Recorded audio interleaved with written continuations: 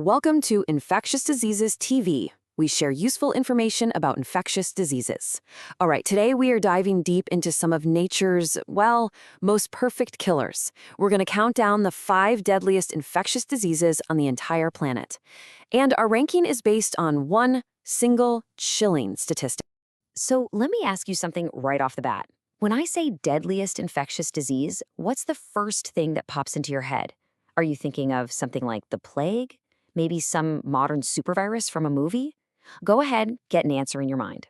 Okay, got it? Well, I'm willing to bet that whatever you just thought of, it's not our number one. Nope. The true king of killers is something way more common, and honestly, its identity is pretty shocking. But before we get there, we have to be on the same page. We need to agree on what deadliest really means.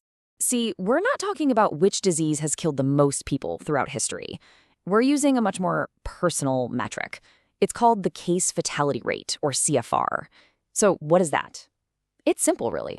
It's the percentage of people who get diagnosed with a disease and then die from it. This isn't about how widespread a disease is. It's about your personal odds. If you get it, what are your chances of walking away?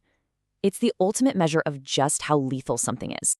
Okay, so now that we've got our ground rules set, let's get this countdown started. Kicking things off at number 5. Coming in at number 5 is the Nipah virus. Now, this is a relatively new one on the scene, an emerging threat that has public health officials, well, let's just say they're watching it very closely. And here's exactly why. Just look at that case fatality rate. It can range from 40 to a staggering 75%, depending on the outbreak. I mean, think about that. In some cases, 3 out of every 4 people who got infected died. That's terrifying. So how does this thing even get to us? Well, it starts with fruit bats. They're the natural host. The jump to humans can happen through something as innocent as eating a piece of fruit that's been contaminated.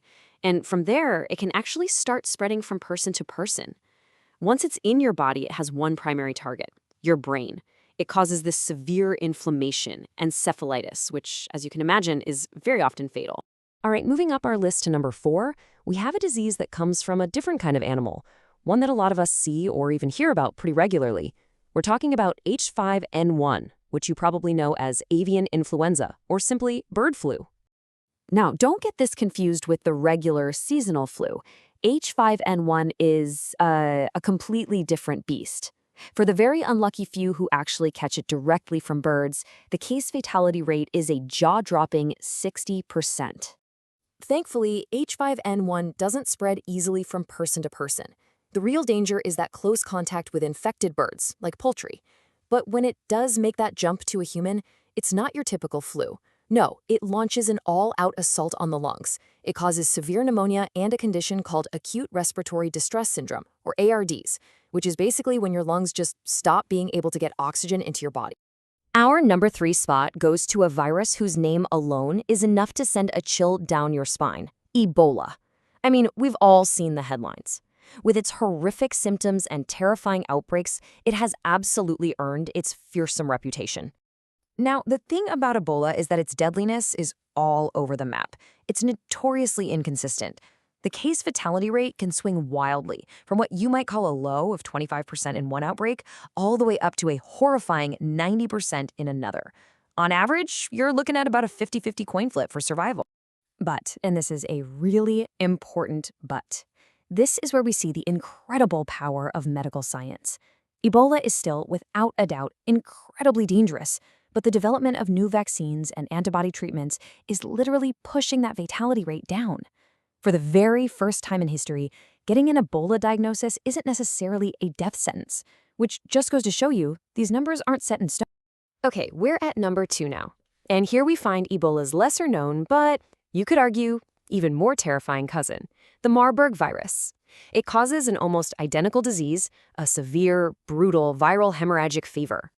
So just how deadly is it? The fatality rate for Marburg can hit those same devastating heights as the absolute worst Ebola outbreaks we've ever seen. We're talking up to 90%. Let that sink in. In some outbreaks, for every 10 people who got sick, 9 of them died. It's just unimaginable. And the story sounds tragically familiar, right? It comes from fruit bats, causes catastrophic organ failure. But here is the critical difference. This is why it's number 2 above its famous cousin. Unlike Ebola, there are no approved vaccines or specific treatments for Marburg. Zero. Once you're infected, all doctors can do is provide supportive care and hope your body can fight it off. That makes it one of the most formidable pathogens we know of. And that brings us to the top of the mountain. Number 1, the deadliest infectious disease on the planet. And it's not some new emerging virus from a remote jungle.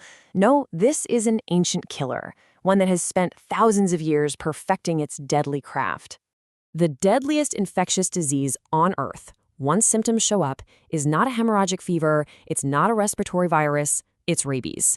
And the reason it takes the number 1 spot is because its case fatality rate isn't 70%, it's not 90%, it is, for all intents and purposes, 100% fatal. This is what's so chilling and so strange about rabies. It's a paradox. You see, it's almost 100% preventable. If you get bitten by an animal that might have it, a series of shots right after exposure will almost certainly save your life. But, and this is the terrifying part, if you wait until the symptoms start, things like fever, confusion, that classic fear of water, it's too late. The game is over. The virus makes its way up your nervous system, gets into your brain, and completely takes over. From that moment on, the disease is irreversible. It is untreatable. There is no cure. So, we've gone through the countdown. We've seen the top 5. But that leaves us with a bigger question, right? What do all these killers have in common? What makes them so devastatingly good at what they do? Well, if you look back at our list, you start to see a few patterns, 4 common threads that tie them all together. First, almost all of them are what we call zoonotic. They jump from animals to people. Bats, birds, that's a constant theme. Second, they are just incredibly aggressive. They don't just make you feel unwell, they launch an all-out war on the most critical parts of your body, like your brain or your lungs. Third, for most of them, our medical toolkit is pretty limited. We often don't have good vaccines or specific cures. And finally, these outbreaks often hit hardest in places with the weakest healthcare systems, which takes a terrible situation and turns it into a full-blown catastrophe. You know, the whole point of a countdown like this isn't to scare you. It's really to inspire a sense of respect. These pathogens, they aren't evil monsters. They're just highly evolved biological machines. But here's the cool part. The very same science that helps us understand just how dangerous they are is the exact same science that gives us the power to fight back. And that's why knowledge really is our greatest weapon. It lets us turn panic into preparation and fear into focus. This is Infectious Diseases TV. Please like and subscribe.